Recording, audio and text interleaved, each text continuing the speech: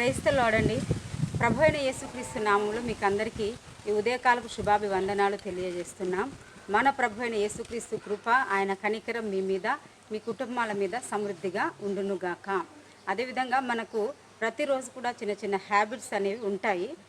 కొంతమందిని గమనిస్తే వాళ్ళు ఏం చేస్తూ ఉంటారు అంటే, మనం ఏదైనా ఫ్రూట్స్ కవర్స్ ముడివేసి ఉన్నవి, కూరగాయల కవర్లు ముడివేసి ఉన్నవి, కొన్ని వస్తువులు మనము తినేటివి తెచ్చుకున్నప్పుడు, లేదంటే ఇంట్లో వాడే సరుకులు తెచ్చినప్పుడు కవర్లు ముడేసి ఉంటాయి కదండి. ఒక ముడి లేదంటే 2 ముడి అట్లా వేసి ఉంటాయి. కొంతమంది ఏం చేస్తారంటే ఓపిక లేక కవర్ ముడి తీసే బదులు దాన్ని డైరెక్ట్గా చింపేస్తారు. చాకుతో కానీ చేయితో కానీ లాగేస్తారు, పళ్ళతో చింపేస్తారు.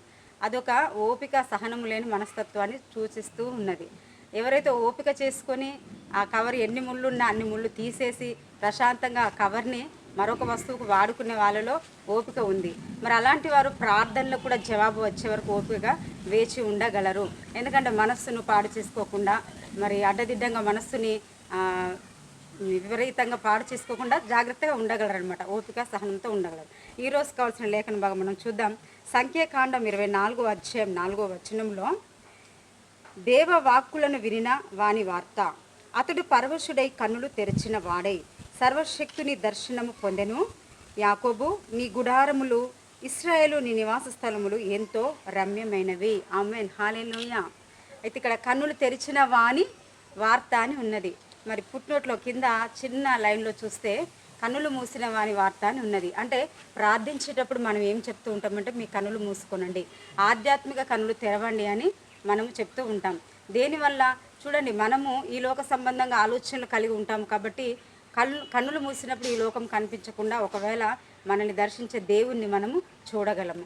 ఇక్కడ ఈ వాక్యము మరి దేనికి సంబంధించి మనం ఆలోచిస్తే, మరి బిలాము గారిని ఒక వ్యక్తి పదే పదే ఎంబడి పడుతున్నారు. బాలాకు గారు ఏమని అంటే, ఇశ్రాయేలు ప్రజల్ని ఎలాగైనా శపిస్తే ఆ జనాభా తగ్గిపోతుంది, వారు విస్తరించి ఉన్నారు, వారు వ్యాపించి ఉన్నారు, వారు పూర్తిగా స్ప్రెడ్ అయి ఉన్నారు. ఒక తీగ వేసినప్పుడు నేల కనబడకుండా ఆ తీగ ఎంతగా వ్యాప్తిస్తుందో అలాగా వాళ్ళు వ్యాప్తించి ఉన్నారు. కాబట్టి ఎలాగైనా వాళ్ళని శపించావా అని పదే పదే బాలాకు అడుగుతున్నారు. ఈ బాలాకు ఎవరంటే, మరి అమ్మోనీయులు, మోయాబీలు అంటారు కదండి. ఆ మోయాబు సంతానమై ఉంటున్నారు. మోయాబు సంతానము శపించబడిన ప్రజలై ఉంటున్నారు.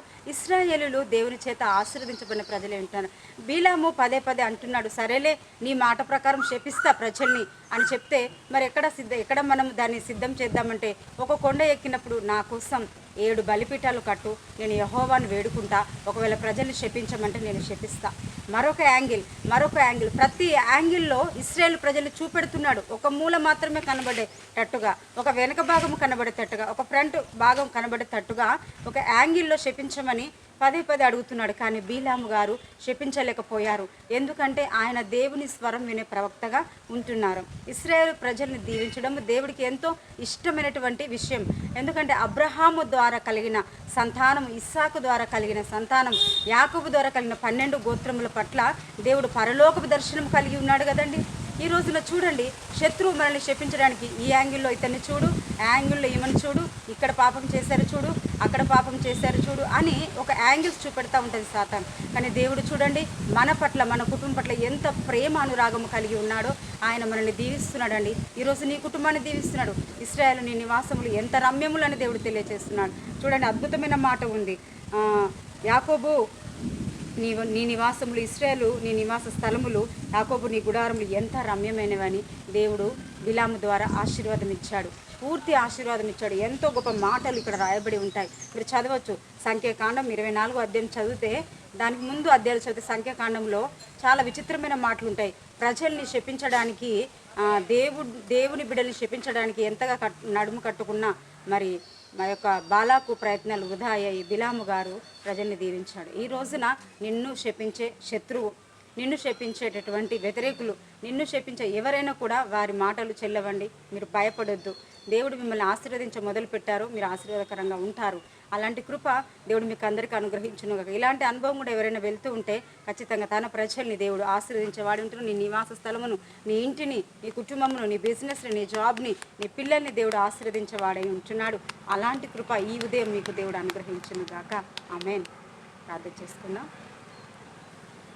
మహోన్నతుడా సర్వశక్తి గల ప్రభువా, ఎంతమంది బిడ్డలైతే ఈ రోజున సంఖ్యాకాండం 24వ అధ్యాయం 4వ వచనములో యాకోబు నివాస స్థలములను యాకోబు గుడారములను అనగా ఇశ్రాయేలు జనాంగమును దీవించిన మాటలు మేము చూస్తున్నాం. బాలాకు పదే పదే శపించాలి ప్రజలని కోరాడు, కానీ బిలాము గారు ప్రయత్నించినా శపించలేకపోయారు. ఈ రోజున బిడ్డలు శత్రువు ఉన్నాడు, శాపమున్నది, పాపమున్నది, ఎక్కడో మా కోసం శత్రువు మాటు వేసి ఉన్నాడు, పొంచి ఉన్నాడు, ఆయా పరిస్థితుల్లో ఆయా విషయాల్లో అనుకుంటున్నారేమో. బిడ్డల్ని దీవించుటకు సర్వశక్తి గల దేవుడు ఉన్నాడు, సర్వశక్తిని ప్రవక్తలు ఉన్నారని గుర్తు చేయండి, సమాధానం ఇవ్వండి. అదేవిధంగా ఎంతమంది బిడ్డలైతే ఈ రోజున ఆయా పని ప్రారంభిస్తున్నారో, మరి తను ఇదిగో ఆయా పరిస్థితులు గుండా వెళ్తున్నారు, హాస్పిటల్స్కి వెళ్తున్నారు, మంచి తన శుభవార్తలు వినబడాలి, మంచి రిపోర్ట్స్ వినబడాలి. ఎవరైతే తను ఇదిగో ప్రభు మ్యారేజ్ డేస్, బర్త్డేస్, గృహ ప్రతిష్టతలు, గృహ ప్రారంభాలు తండ్రి చేస్తున్నారు, వారందరి జీవితాలు అద్భుతాలు జరగాలి. మహిమ తెచ్చుకోండి. బిడ్డలందరినీ, పిల్లలందరినీ ఆశ్రయించి మహిమ తెచ్చుకుని ఉదయకాలము ఒక సంతోష సమాధానంతో నింపి నడిపించమని, మరి తను ఇదిగో ప్రభువ కృపలతో నింపి నడిపించమని యేసు నామములో ప్రార్థిస్తున్నాము తండ్రి. ఆమేన్.